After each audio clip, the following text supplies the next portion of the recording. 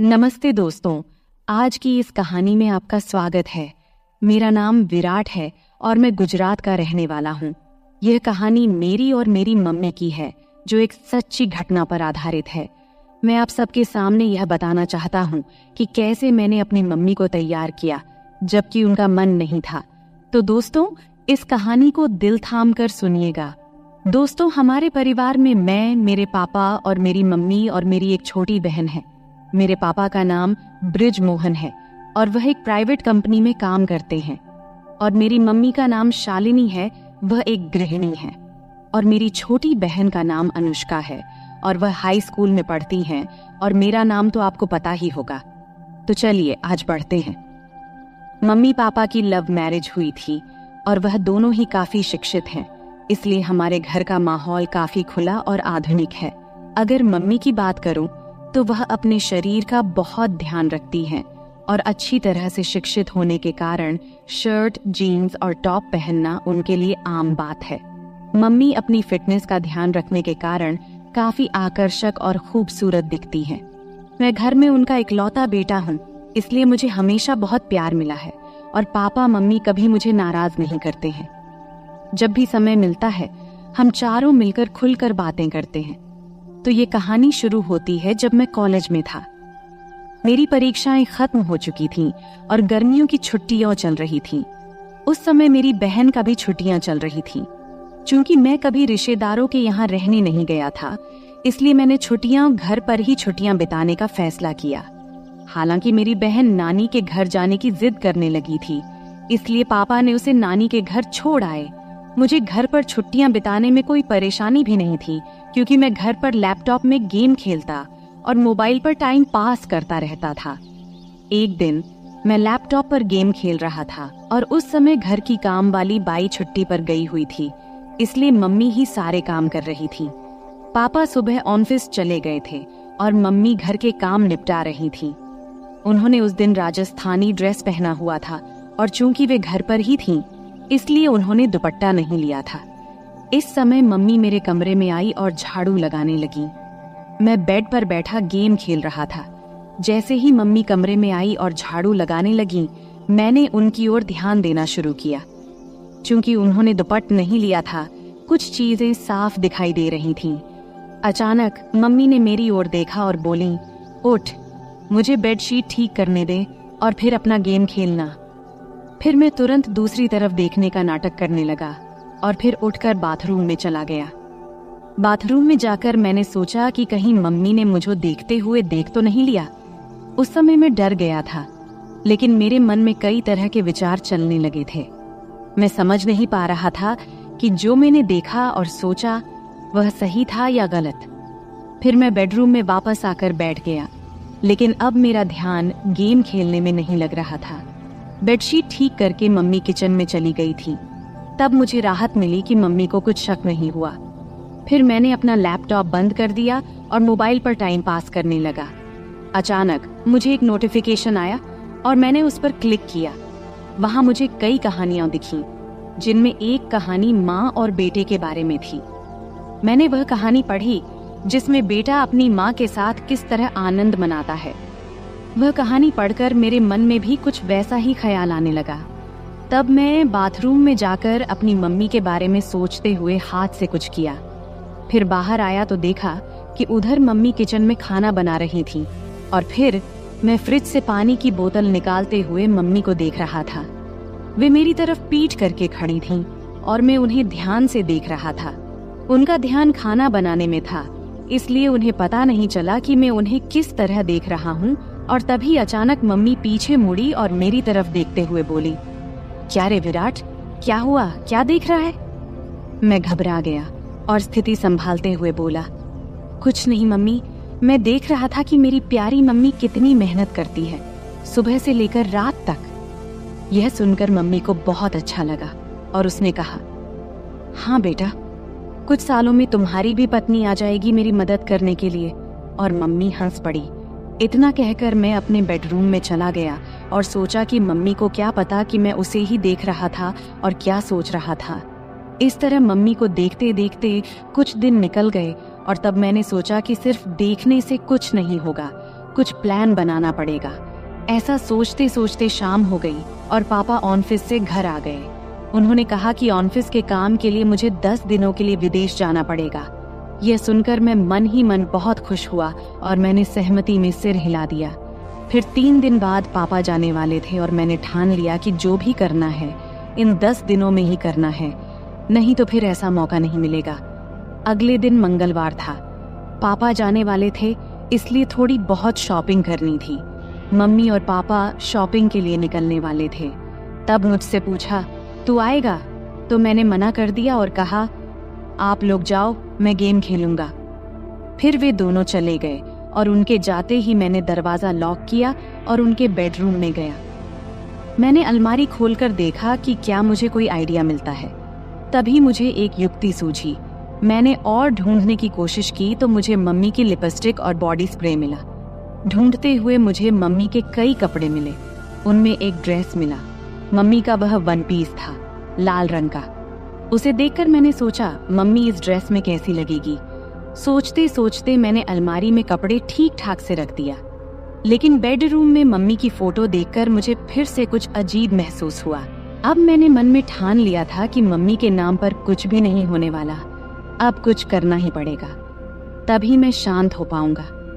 सब कुछ ठीक से समेटकर मैं हॉल में आकर टीवी देखने लगा। तभी मम्मी और पापा वापस आ गए और बैठ गए। इस तरह वह दिन निकल गया और अगले दिन पापा जाने वाले थे। इसलिए मम्मी ने जल्दी उठकर सब कुछ समेट दिया और पापा को नाश्ता देकर घर के बाकी काम करने लगी। सुबह के 8 बजे पापा हमें बाय बोलकर चले गए और मम्मी भी घर के कामों में लग गई। पापा का बाहर कंपनी के काम से जाना हमारे लिए कोई नई बात नहीं थी। मम्मी जल्दी उठने और पापा को संभालने के चक्कर में नहाने नहीं गई थी।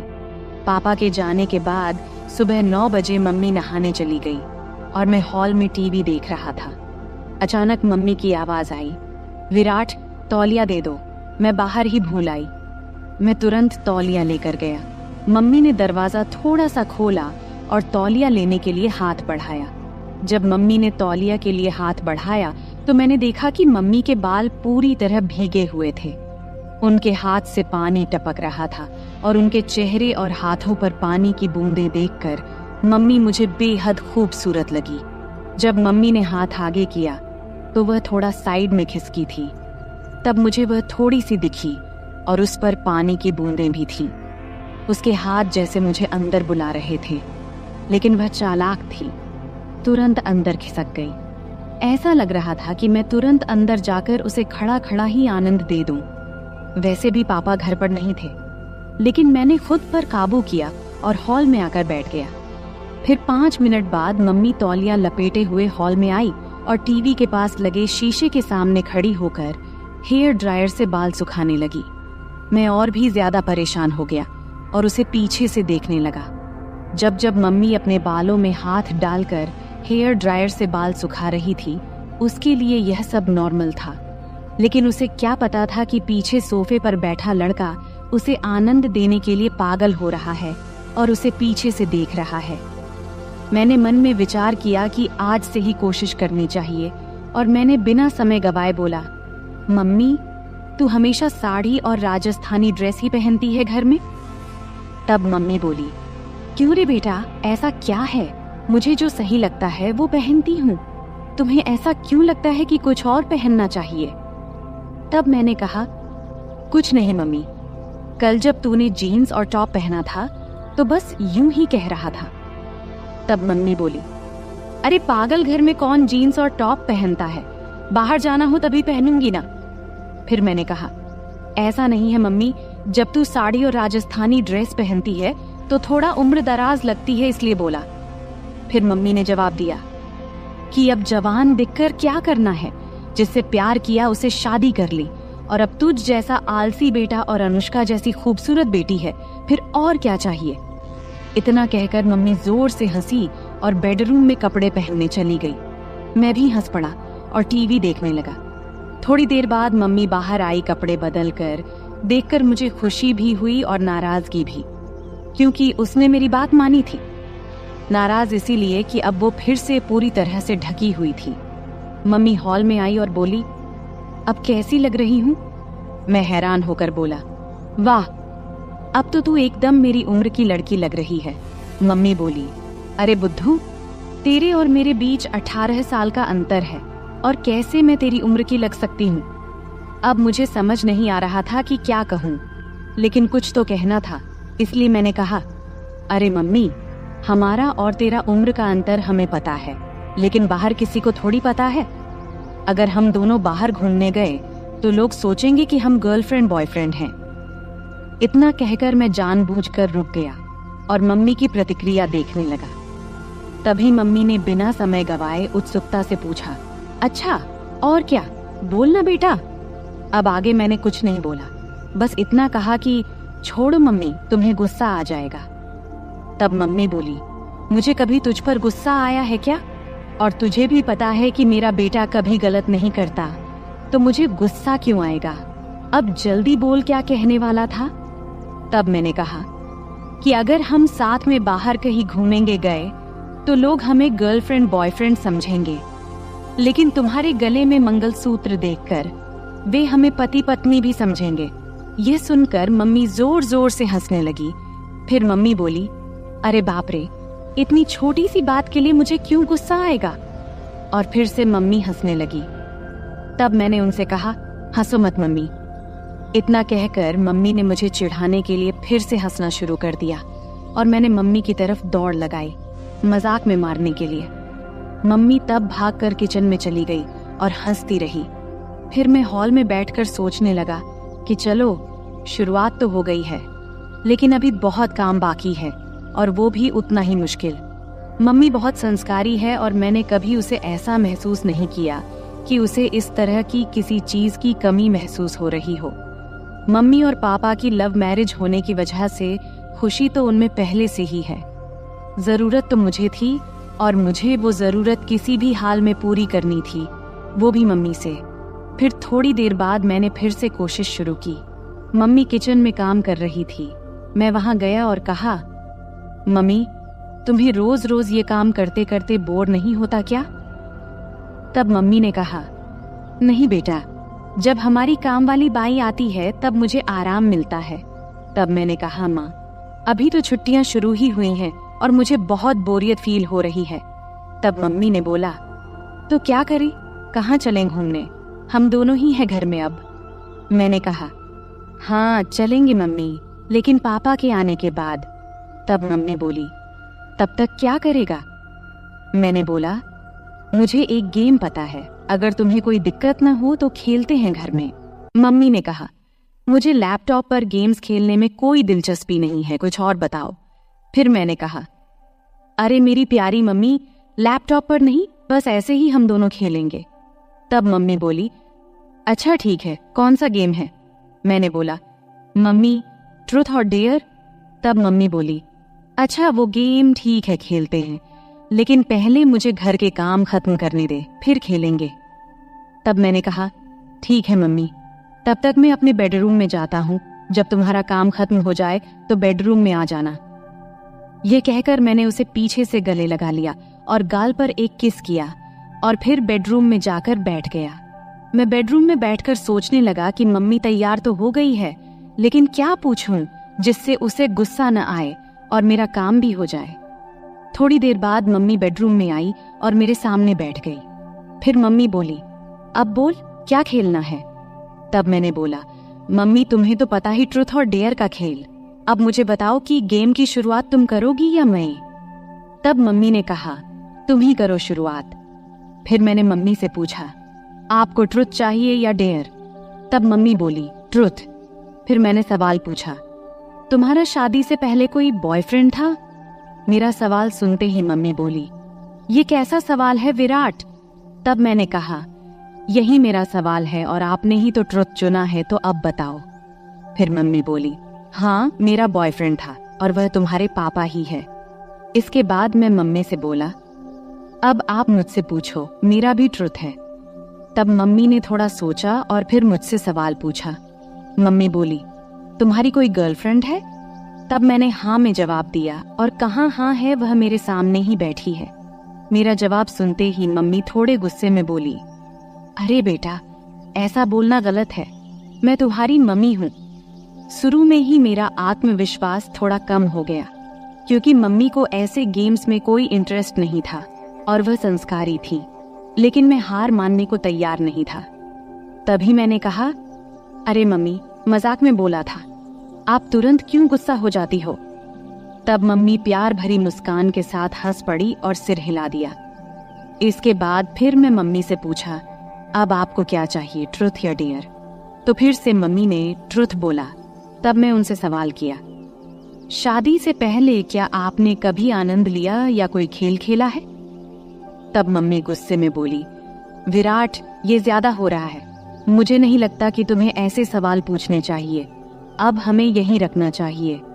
इस पर मैं कहा, अरे मम्मी, हम अच्छे दोस्त हैं और मुझे नहीं लगता कि तुम मुझसे कुछ छुपा सकती हो। अगर तुम मुझसे प्यार करती हो और मुझ पर विश्वास है तो। फिर मम्मी बोली, लेकिन बेटा, तुम मेरे बेटे हो और ये बातें सही नहीं है। तब मैंने उनसे कहा, मम्मी, तुम तो बहुत पढ़ी लिखी हो, फिर भी तुम्हें ये बातें गलत लगती हैं।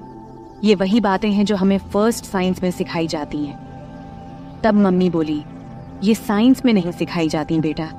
तब मैंने कहा, नहीं सिखाई जाती तो फिर मुझे इन चीजों के बारे में कुछ भी पता नहीं होना चाहिए। इसके बाद मम्मी बोली, तुम्हें हर चीज जानने का पूरा हक है, लेकिन ध्यान रखो कि तुम किससे पूछ रहे हो। तुम मुझसे यानी अपनी माँ से ये सब पूछ रहे हो। तब मैंने कहा, मम्मी, तुम्हें भी पता है कि मेरे कोई और दोस्त या गर्लफ्रेंड नहीं है, तो मैं किससे पूछूं? तुम ही हो जिससे मैं हर बात करता हूँ। तब मम्मी को थोड़ा बुरा लगा, क्योंकि बचपन से ही मैं ज्यादा बाहर नहीं गया था और इसलिए मेरे ज्यादा दोस्त भी नहीं थे। उसे समझ में आ गया कि मैं नहीं मानूंगा, तो वह बात करने के लिए तैयार हो गई। तब मम्मी बोली, हाँ, हमने कई बार वैसे किया है और एक बार आनंद भी लिया था। तब मैंने कहा, मम्मी, इतनी छोटी सी बात के लिए कितना समय लिया? इस पर मम्मी बोली, अब तो खुश हो ना? फिर मम्मी थोड़ी मुस्कुराई और बोली, अब तुम बताओ, तुम्हें क्या चाहिए, ट्रुथ या डेयर? तब मैंने उनसे कहा, डेयर। इसके बाद मम्मी ने सवाल किया, क्या तुमने कभी किसी को किस किया है? तब मैंने कहा, नहीं, लेकिन अगर कोई लड़की तुम्हारी तरह दिखने वाली और तुम्हारे जैसी मिली तो जरूर करूंगा। इस पर मम्मी बोली, क्या? अभी तो तुम कह रहे थे कि मैं तुम्हारी गर्लफ्रेंड हूँ और अब फिर कह रहे हो कि अगर कोई और मिली तो करोगे। इतना सुनते ही मैंने बोला, तो क्या तुम्हें किस करूं? तब मम्मी बोली, हाँ, लेकिन गाल पर। मैंने कहा, नहीं, मुझे कहीं और चाहिए। अब मम्मी बहुत गुस्सा हो गई थी और मुझे डांटने लगी, लेकिन फिर भी मैंने हार नहीं मानी, क्योंकि मुझे पता था कि अगर अब रुक गया तो फिर कभी मम्मी से बात नहीं कर पाऊंगा। किसी तरह मम्मी को शांत किया और गेम फिर से शुरू किया। मैंने कहा, ठीक है मम्मी, गाल ही सही, अब मैं करूं? तब मम्मी बोल, हाँ, जल्दी करो। तब मैंने मम्मी के पास गया और कुछ देर देखता ही रहा। फिर मैंने वह किया जो मुझे नहीं करना चाहिए था। फिर धीरे धीरे मम्मी को तैयार करके मैंने मजा लेना शुरू कर दिया। अभी थोड़ा सा लिया था, तभी मम्मी ने मुझे रोकने की कोशिश की। तब मैंने महसूस किया कि मैं अपनी हदें पार कर रहा हूँ। इस समय मम्मी की आंखों में नाराजगी और चिंता साफ झलक रही थी। उन्होंने मुझे प्यार से समझाते हुए कहा, विराट, ये सब बातें एक मजाक तक ठीक हैं, लेकिन माँ बेटे के रिश्ते की एक मर्यादा होती है, हमें उसे पार नहीं करना चाहिए। मैंने मम्मी की बात को गंभीरता से लिया। मुझे भी एहसास हुआ कि मम्मी का दिल दुखाना गलत था। मैंने मम्मी से तुरंत माफी मांगी और उनसे वादा किया कि अब मैं ऐसा कोई मजाक नहीं करूंगा जिससे हमारे रिश्ते में कोई दूरी आए। मम्मी ने मेरी माफी को स्वीकार करते हुए मुझे गले लगा लिया और कहा, बेटा, मैं हमेशा तुम्हारी दोस्त रहूंगी, लेकिन हमें यह भी याद रखना चाहिए कि हमारे रिश्ते की कुछ सीमाएं होती हैं। तब मैंने मम्मी से कहा, हाँ मम्मी, अब मैं समझ गया हूँ, मैं आपको कभी दुखी नहीं करूंगा। इसके बाद हम दोनों ने हंसते हुए फिर से सामान्य बातचीत शुरू की। अब मम्मी ने मुझे मेरे दोस्तों के साथ अधिक समय बिताने की सलाह दी और कहा कि जीवन में रिश्तों की मर्यादा और सम्मान बनाए रखना बेहद जरूरी है। इस बातचीत ने मुझे यह सिखाया कि मजाक की भी एक सीमा होती है और रिश्तों में आपसी समझ और सम्मान होना चाहिए। अंत में हम दोनों ने एक दूसरे के साथ हंसते हुए खेल खत्म किया और यह वादा किया कि हमारे बीच दोस्ती और प्यार हमेशा बना रहेगा, लेकिन रिश्तों की मर्यादा को भी कभी नहीं भूलेंगे। तो दोस्तों, यह थी हमारी आज की छोटी सी कहानी। आपको यह कहानी कैसी लगी कमेंट करके जरूर बताएं। अगर आपको यह कहानी पसंद आई हो तो इसे लाइक करें और अपने दोस्तों के साथ शेयर करें। आगे भी ऐसी ही रोमांचक कहानियों के लिए हमारे चैनल को सब्सक्राइब करें और बेल आइकन दबाना न भूलें ताकि आप हमारी कोई भी कहानी मिस न करें। धन्यवाद। यह कहानी काल्पनिक है, इसे किसी गलत उद्देश्य से न लिया जाए। अरे, मैं तुमसे कुछ पूछ रही हूँ बेटा, तुम्हारा ध्यान कहाँ है? नीचे बैठकर सब्जी काटते हुए माँ बोली। तब मेरा ध्यान कहीं और था। फिर झट से ध्यान भटकाते हुए बोला, क्या कह रही थी माँ? तब दोबारा से माँ ने कहा, मैं ये कह रही थी कि आजकल तुम्हारा काम बहुत बढ़ गया है, ऐसा लगता है। मैंने जवाब देते हुए कहा, हाँ माँ, काम तो बहुत बढ़ गया है, अब तो समय ही नहीं मिलता, इसलिए अभी मैं ग्राहकों की डिमांड पूरी करने में लगा हूँ। बस थोड़े दिन आप इंतजार कर लो, सब खत्म होते ही जल्द ही मैं आपको फ्री मिलूंगा। नमस्ते दोस्तों, आज की इस कहानी में आपका स्वागत है। मेरा नाम अभय है और आज मैं आपको अपनी और अपने माँ की कहानी सुनाने वाला हूँ। मेरे माता पिता का तलाक उनकी शादी के 5वें साल में ही हो गया था। उस समय मेरी उम्र सिर्फ 4 साल थी और मेरी माँ 24 साल की थी। तब मेरे नाना ने मेरी माँ से उनकी दूसरी शादी के लिए कहा, लेकिन तब माँ ने साफ साफ शादी से मना कर दिया था। तब कोर्ट के फैसले के अनुसार पापा हर महीने 40,000 रुपए और रहने के लिए एक घर दिए थे, जिससे हमारी सारी जरूरतें पूरी हो जाती थीं। तब हम एक सोसाइटी में एक बेडरूम और एक किचन के फ्लैट में रहते थे। तब घर में सिर्फ मैं और माँ ही थे, इसलिए हम दोनों एक दूसरे से ही बातें किया करते थे। मेरी माँ का स्वभाव थोड़ा सख्त था, लेकिन हम दोनों एक दूसरे का ख्याल अच्छे से रखते थे। अब मेरी उम्र 28 साल है और मेरी माँ 48 साल की है। मैंने ग्रेजुएशन के बाद फैशन डिजाइनिंग का कोर्स किया था और एक बड़े डिजाइनर के साथ काम करना शुरू किया। वहां से बहुत कुछ सीखने के बाद मैंने अपना खुद का सिलाई की दुकान खोला, जो धीरे धीरे अच्छा चलने लगा। अब मेरे पास बस टेलर काम करते हैं। एक दिन सुबह माँ सब्जी काट रही थी, तब उन्होंने मुझसे पूछा, अभय, तुम किस तरह के कपड़े बनाते हो? मैंने कहा, लेडीज के सभी तरह के कपड़े। क्यों माँ, क्यों पूछ रही हो? उन्होंने कहा, ऐसे ही रे। फिर माँ ने पूछा, साड़ियाँ, ब्लाउज, साया, घाघरा चोली, ये सब भी बनाते हो क्या? मैंने कहा, हाँ माँ, सब बनाते हैं। फिर माँ ने कहा, तब तो तुम्हारे सिलाई की दुकान में रोजाना बहुत सारे महिलाएं आती होंगी। इस पर मैंने कहा, हाँ माँ, बिजनेस किया है तो पुरुष, महिलाएं सब तो आएंगी ही ना। फिर आगे माँ ने पूछा, तो बेटा महिलाएं का नाप कौन लेता है? कोई आदमी रखा है क्या? तब मैंने कहा, हाँ माँ, सब मैनेज हो जाता है, आजकल सब चलता है, लेकिन तुम इतना क्यों पूछ रही हो? इस पर माँ ने कहा, मुझे भी कुछ ब्लाउज सिलवाने हैं, मेरी जो दोस्त थी उसने अब काम छोड़ दिया है। मैंने कहा, माँ, आप इतने देर से पहेलियां क्यों बुझा रही थी? अगर आपको ब्लाउज बनवाना है तो इसमें दिक्कत क्या है? तुम अपना पुराना ब्लाउज दे दो, मैं टेलर को दे दूंगा, वह बना देगा, फिर लाकर तुम्हें दे दूंगा। इतना सुनते ही माँ ने कहा, मेरा कोई भी ब्लाउज अब फिट नहीं होता है, नई नाप लेनी पड़ेगी। इस पर मैंने कहा, ठीक है माँ, मैं टेलर को बोल दूंगा, कल टेलर आकर तुम्हारी नाप ले लेगा। अब तो कोई दिक्कत नहीं है ना? तभी माँ बोली, बेटा मुझे ऐसा नहीं लगता कि मैं किसी अजनबी आदमी को अपना नाप लेने दूंगी। मैंने कहा, माँ, अगर आप नाप नहीं देंगी तो फिर ब्लाउज कैसे सिलाएगा? फिर थोड़ी देर सोचने के बाद माँ ने कहा, तू ही क्यों नहीं मेरा नाप ले लेता? यह सुनकर मैं हैरान होकर बोला, मैं? ये कैसे हो सकता है? माँ ने जवाब दिया, इसमें क्या है, मुझे तुझसे नाप लेने में कोई दिक्कत नहीं होगी। अब मैं थोड़ा असमंजस में पड़ी एज गया था, क्योंकि दूर से देखने और किसी को छूने में बहुत फर्क होता है। लेकिन तब यह हाथ आया, मौका छोड़ना भी मुझे सही नहीं लगा। उस दिन सोमवार का दिन था और उस दिन विश्वकर्मा पूजा था, तो सिलाई की दुकान बंद था। तब मैंने सोचा कि आज ही ये काम कर लेना चाहिए। फिर सुबह नाश्ता करके मैं सिलाई की दुकान से कुछ एल्बम और माप लेने का सामान लेकर आ गया। तब मैंने ऐसे एल्बम चुना था जिनमें डिजाइन वाले ब्लाउज दिखाए गए थे। इनमें से कुछ बहुत ही छोटे और बैकलेस थे। फिर मन ही मन मैंने तय किया कि आज ये काम अच्छे से पूरा करना है। 12 बजे जब मैं घर पहुंचा तब माँ रसोई में थी। उन्होंने मुझसे कहा, बेटा आ गया तू, सामान ले आया? तब मैंने कहा, हाँ सब ले आया हूँ, अब तुम जल्दी से अपना काम खत्म कर लो। फिर थोड़ी देर बाद माँ मेरे पास आकर बैठ गई और एल्बम देखने लगी। तब वह हल्की पीली साड़ी पहनी थी और उनकी साड़ी का कपड़ा इतना पतला था कि शरीर की रूपरेखा दिख रही थी। तब मैं माँ को देखते देखते खो गया। तभी उन्होंने तेज आवाज में कहा, अभय सुन रहा है तू? तब मैं चौंक कर बोला, हाँ क्या हुआ माँ? तब माँ ने एल्बम दिखाते हुए कहा, इतने छोटे ब्लाउज कैसे पहन सकती हूँ मैं, मुझे ये डिजाइन पसंद नहीं है।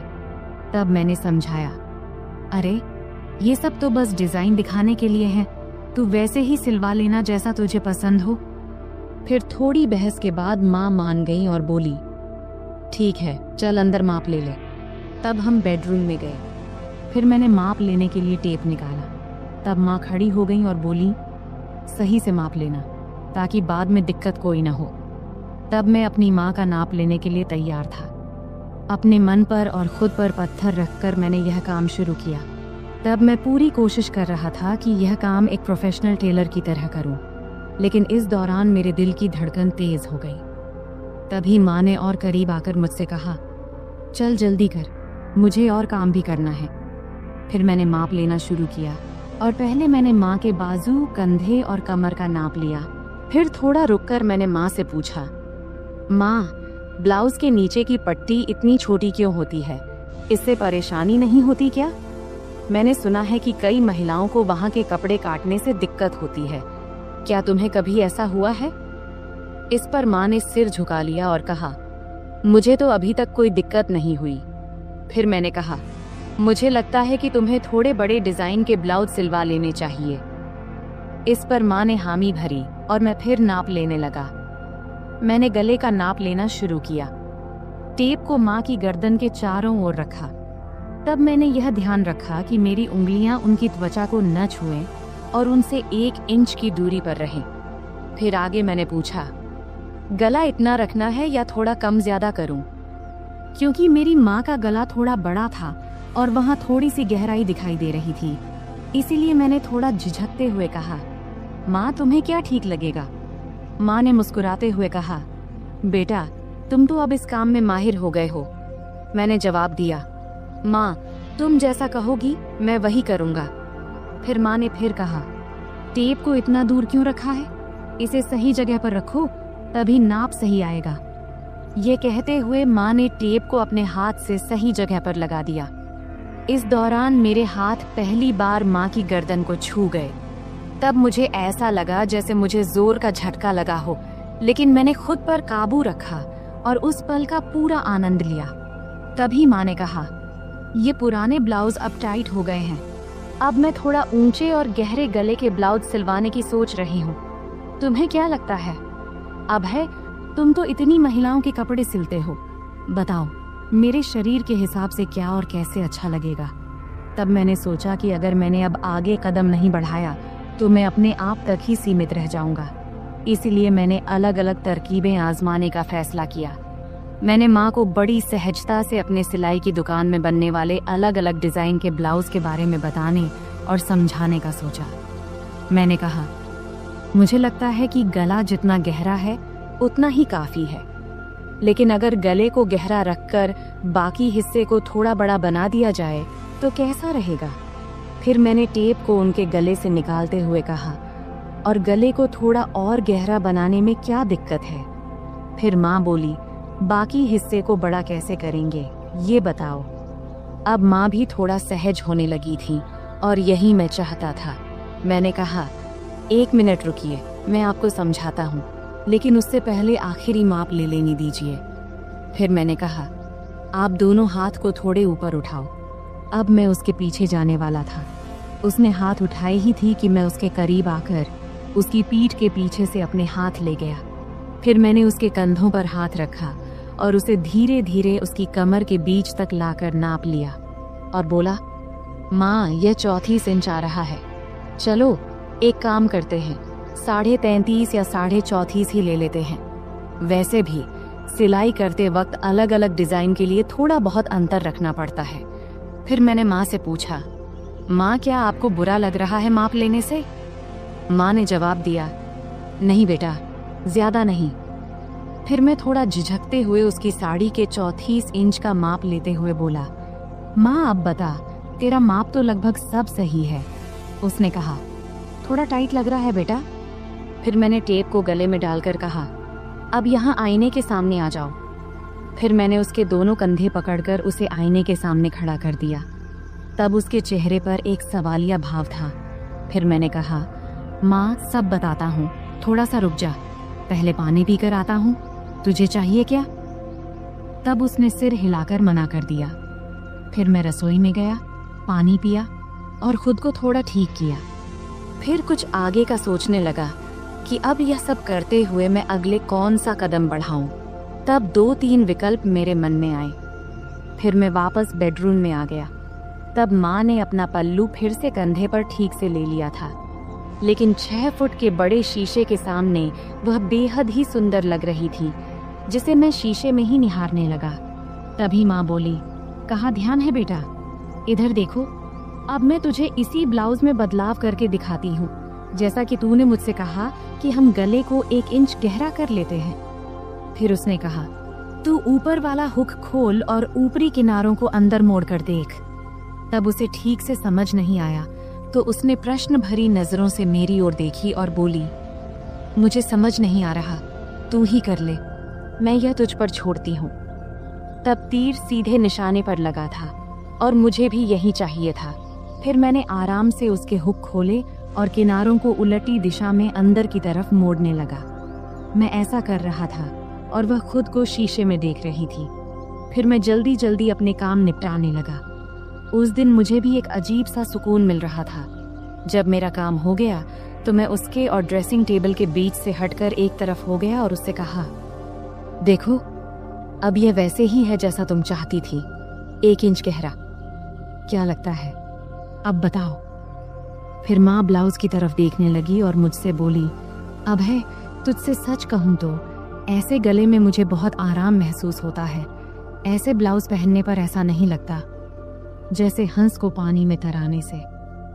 फिर मैंने कहा, माँ, नाराज मत होना, लेकिन एक बात कहूँ।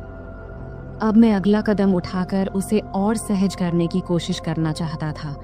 तब माँ मुस्कुराते हुए बोली, नहीं रे अभय, मैं तुझसे कैसे नाराज हो सकती हूँ, बोलना जो बोलना है। तब मैंने सावधानी से कहा, इतने गहरे गले वाले ब्लाउज से सब कुछ बहुत ज्यादा नजर आता है और यह थोड़ा अजीब भी लगता है। यह सुनते ही माँ ने अपने ब्लाउज की 3 इंच अंदर की तरफ मोड़ी और हंसते हुए बोली, मुझे कौन देखने वाला है अभय, घर पर तो हम दोनों ही रहते हैं और बाहर मुझे बहुत कम ही जाना पड़ता है। वैसे भी तुम्हारे सामने मुझे कोई दिक्कत नहीं होती। मैंने कहा, माँ, मुझे यह जरूरी लगा कि आपको बता दूं, फिर आप जैसा बोलोगी वैसा ही होगा। इस पर माँ मुस्कुराई और बोली, ठीक है बाबा, अब तुम करो। फिर मैंने कहा, मैं तुम्हें वैसे ही ब्लाउज दिखाता हूँ जैसा मैं बता रहा था। उसके बाद मैं उसके एकदम सामने गया। जैसे ही मैं उसके पास गया, वह थोड़ा आगे बढ़ी। फिर मैंने ब्लाउज का हुक वापस लगाने के लिए ब्लाउज को ठीक करना शुरू किया। फिर फोटो लेने के बाद मैंने उसे वापस सही से पहना दिया। फिर मैंने उसके दोनों कंधों के पास से ब्लाउज के किनारे पकड़ा और हल्का सा खींचा ताकि उसके कंधे साफ नजर आएं। ब्लाउज अब ढीला हो गया था और उसके कंधे लगभग उघड़ गए थे। इसके बाद मैंने नीचे से दोनों तरफ अपनी 2 उंगलियां अंदर डालीं और वह सहजता से ब्लाउज के अंदर चली गई। तब उसने मेरी तरफ देखकर कहा, क्या कर रहे हो बेटा, मुझे कुछ समझ नहीं आ रहा, बस 1 मिनट रुको माँ। मैंने सिर हिलाते हुए कहा और फिर अपने काम में लग गया। अब मैंने उसके ब्लाउज के नीचे की किनारी पकड़ा और उसे थोड़ा नीचे खींचा। फिर मैंने उसके ब्लाउज के नीचे के दोनों हुक खोल दिए अब उसकी गर्दन की कटिंग थोड़ी दिख रही थी। अब सारा काम खत्म करने के बाद मैं थोड़ा पीछे हटकर उसे एक बार देखा और फिर किनारे हो गया। अब उसका गला बड़ा हो गया था, लेकिन ज्यादा गहरा नहीं था। तब मैंने नोटिस किया कि उसकी चेहरे पर संतोष नहीं दिख रहा था। शायद उसे और गहरे गले वाला चाहिए था। इसलिए मैंने पूछा, क्या हुआ माँ, ऐसा ठीक नहीं लग रहा क्या? तब माँ ने हाथ रखते हुए शरारती अंदाज में हंसते हुए बोली, नहीं रे, मुझे गहरा गला अच्छा लगता है, नहीं तो ऐसा लगता है जैसे किसी ने कसकर बांध दिया हो। तब उसकी बात सुनकर मुझे ऐसा लगा जैसे मुझे 440 वोल्ट का झटका लगा हो। फिर आगे वह बोली, अरे ये कई बार सिर्फ दूरी की वजह से होता है। एक काम करो, क्या तुम सिर्फ ब्लाउज में ही माप ले सकते हो? वैसे भी मुझे ऐसा एक ब्लाउज चाहिए जिसमें नीचे कुछ पहनने की जरूरत ना हो। अगर माप सही से लो तो बेहतर रहेगा। मैंने कहा, हाँ माँ, यह सही भी रहेगा, लेकिन बाकी ब्लाउज के लिए तो नीचे पहनना जरूरी होगा, नहीं तो वे टाइट हो जाएंगे। तब माँ ने सिर हिलाते हुए कहा, ठीक है, तुम यहीं रुको, मैं आती हूँ।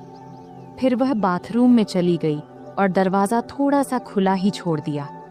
तब मन में ख्याल आया कि दरवाजे के पीछे से झांकूं, लेकिन मैंने संयम बनाए रखा, क्योंकि मैंने तय किया था कि धीरे धीरे माँ को अपने सामने सहज बनाना है।